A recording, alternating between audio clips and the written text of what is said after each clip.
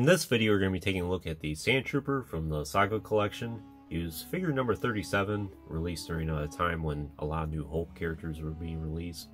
The Imperial Spy, and there was a Han Solo and Hammerhead. Characters like that were all released around the same wave, I think. So this Sandtrooper, as far as I recall, he was one of the most sought after ones from the Saga collection. I actually have an interesting story about this guy. So I didn't get this action figure until 2013. I found him for a good deal on eBay, and I went ahead and got him at the time. But in 2006, I never saw this guy in stores at all. But while I was on the hunt for General Veers, I did mention before in my General Veers video that at the time I was running from store to store to store, hunting for him and couldn't find him. Well, I was at a Target, and I happened to bump into another collector at the time, and he was probably mid to late 20s, I would say, and he had a wife and son with him as well. And him and I started talking, and he told me, I'm on the hunt for the Sandtrooper, and I just can't find this guy at all. And I told him I was on the hunt for General Veers, and I couldn't find him, and then we both had a laugh about it. And then we started talking about action figures, and then he started telling me about how he thinks Kit Fisto's one of the neatest Jedi out there, and that I should get him in my collection. And at the time, I actually didn't have any interest in Kit Fisto at all, believe it or not. At least in 2006, all the action figures we had of him up to that point really weren't that good. I think they were mostly statues, and I think they're made in a Tartakovsky version of him around that time. So it just didn't really draw to me so much. And probably the TVC Kit Fisto's the first one that I've owned and have seen where it was like, oh, that's a really neat one. The Revenge of the Sith one's pretty good too. But even at that time, I wasn't too interested by it. But the reason why I bring that story up is because I kind of miss those days where you can go to the store and bump into other collectors and then start having a conversation about what you're on the hunt for, then what you like, what you don't like, and I really miss those days. You don't really see that anymore. In fact, it's been several years since I've actually bumped into someone in an action figure aisle and actually had a really good conversation with them about Star Wars action figures.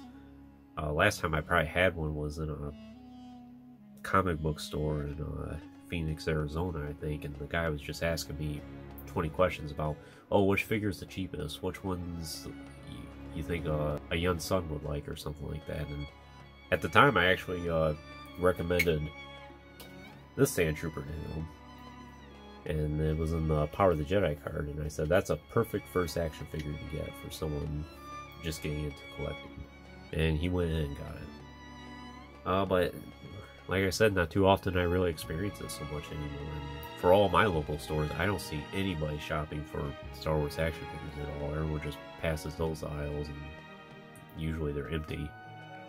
I really miss those days. And of course, these days, a lot of stores don't even have much in the way of Star Wars action figures to really shop for anyway, so there's really not a whole lot to discuss. That's just an interesting story that's always stuck with me over the years. It's been, what, 17, 18 years now at this point. So yeah. But again, in 2006, I never really saw this Sandtrooper in stores at all. I don't recall seeing him, so I think he was a highly sought after one. And he's pretty good. He's a nice action figure. Is he the best Sandtrooper that Hasbro's ever made? Probably not. The sculpt has a little bit of work to it. The helmet, so you can see the lenses there are touching the black line, which we know is not 100% accurate to the Stormtrooper armor. The deco, it's alright. It's not 100%, but it's pretty good. At least he has some sand weathering on him at all, instead of just a plain white Sandtrooper that Hasbro oftentimes in the succeeding years tried to pass off. And he does have quite a few accessories about him as well. He has this lance here, which I know usually comes with the Sandtroopers that come with the dewback. But not too often we see it just a single release here, so that's a unique accessory. And you can turn them into a regular Stormtrooper as well if you want to. Let's just go ahead and take a closer look at this guy.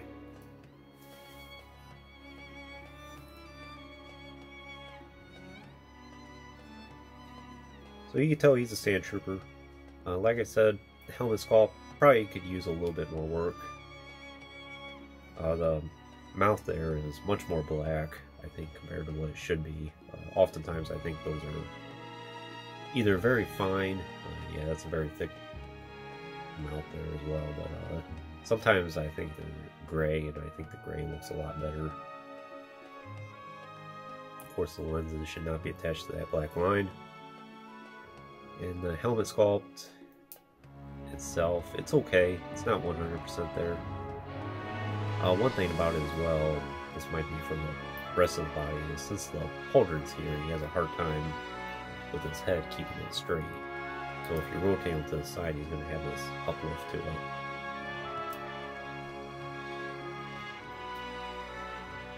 But it's not too big of a deal.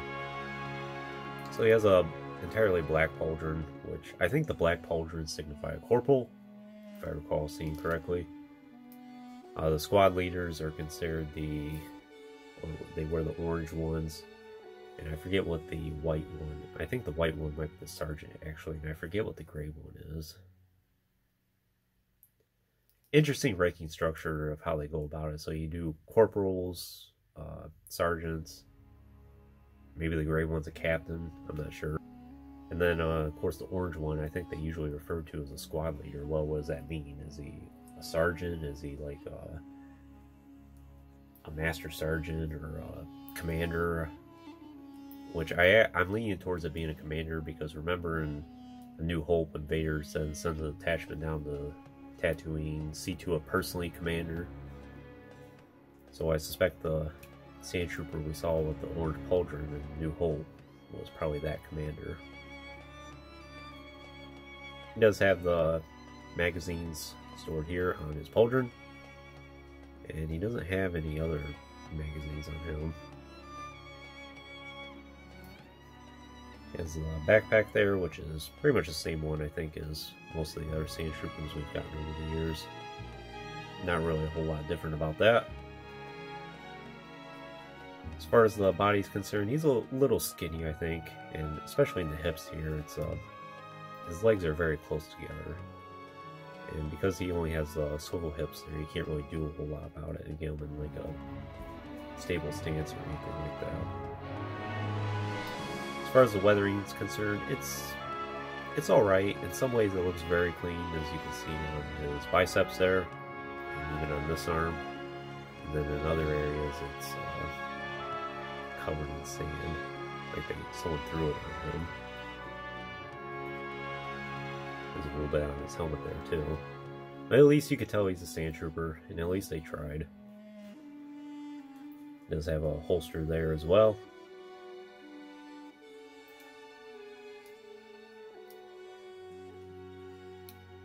So in terms of the articulation, he does have a ball joint to head here.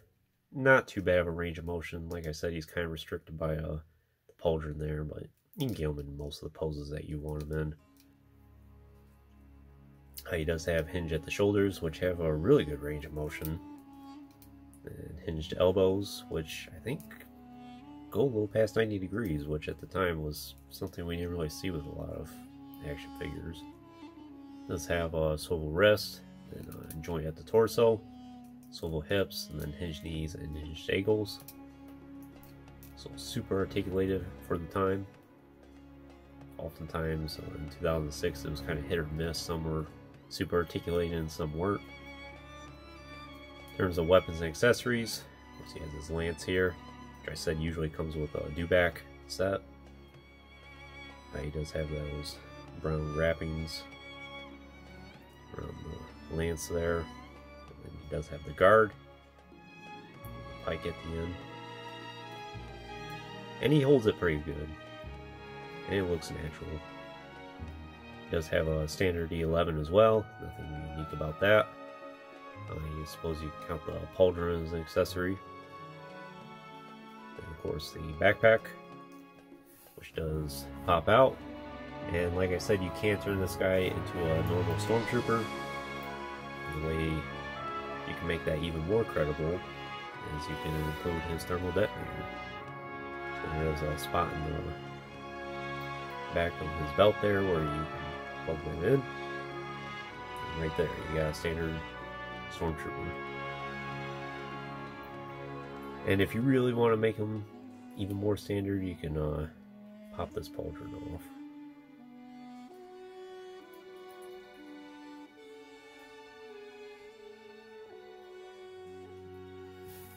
And I don't think there's a way where you can, you can't display both the thermal detonator and the backpack together. There's just not a space to accommodate that. So one or the other. Then, like the rest of the Saga collection figures, he does have a stand here. It just says Sandtrooper, and as you can see, the lettering's way off on that. They didn't do a good job straightening that. And it just has the Star Wars logo in reference to A New Hope.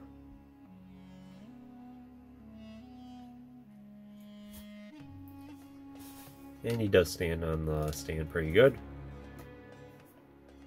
Then I know he came with a Darth Vader hologram, and I know I've showed Vader off before. I'm not sure if I showed off any of the red ones though. I know I've showed off a blue one, but here's a sample of a red one if you haven't seen it already. I'm pretty sure this is the Vader he came with. I will mention, so I said I got this guy off eBay, and the pictures before I bought it didn't have, or it didn't show the back of the package to see what hologram it came with, and I was hoping, oh, I hope I get something unique, and then I open it up and see it's another Darth Vader, and you can imagine the amount of disappointment I had, because I have 500,000 of these Vaders by now, and in fact, I got stuck with another one. It's like, oh, can't I get like a Sidious or a Stormtrooper or something unique instead of another Vader? But the red Vader looks pretty good. There's an Imperial symbol there.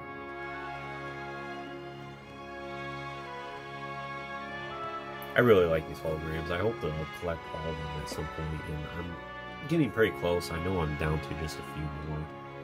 I would like to get all the variants of it too, the blue, the silver, or the red ones. But I think that's pretty much all I can really tell you about the Sandtrooper here. We'll bring out some samples here for you to take a look at, see how he compares side by side with some others. Here he is alongside the Power of the Jedi / original trilogy Sandtrooper. The very first one I owned. He's been with me for 20 years now, and I did do a video of him previously. And I'll also bring out the Evolution Sandtrooper here, which is, I think this is one of the best examples of a really good Sandtrooper deco. You can tell he's seen some action.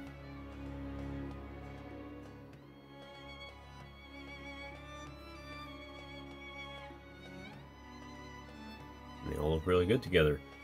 At some point I do want to make a diorama. I have quite a few Sandtroopers. Maybe like 15 to 20 of them at this point. So I think that'd be a nice thing to make. I don't have a do-back though, and that's something I really do want to get at some point. And I would like to get like the Lars Homestead set that came out, I think, in the Legacy collection. Plus it'd be nice to get some real sand and make a scene out of that. So perhaps someday. But anyways, I think that's pretty much all I can tell you about the Sandtrooper here. So would I recommend them for your collection? I totally would. If you're looking for an affordable, decent Sandtrooper, I think this is a great contender for that. As far as price is concerned, I usually find them in the $10 to $20 range. I think at the time I got him in 2013, I spent like maybe $12 for him, brand new, so that's not bad at all. He's adequate. He's not 100%. Obviously, there's probably better Sandtroopers out there. The other two here might be great contenders for that. But he's good enough. He looks like a Sandtrooper. He's got some dirt on him. And the sculpt is adequate. He has the lance, which is a unique accessory. And I am very happy to have him in my collection. I think he's good enough. And he's a solid action figure for what he is. Fortunately, it seems like a lot of the Saga collection action figures are pretty easy to get a hold of. And this guy is no exception. But anyways, that concludes this review. I hope you enjoyed it. Stay tuned for plenty more reviews in the future. There will always be more to come. If you haven't already, please like the video and subscribe to the channel. I always appreciate all your support. Check out some links in the description if you haven't done so already. As always, thanks for watching.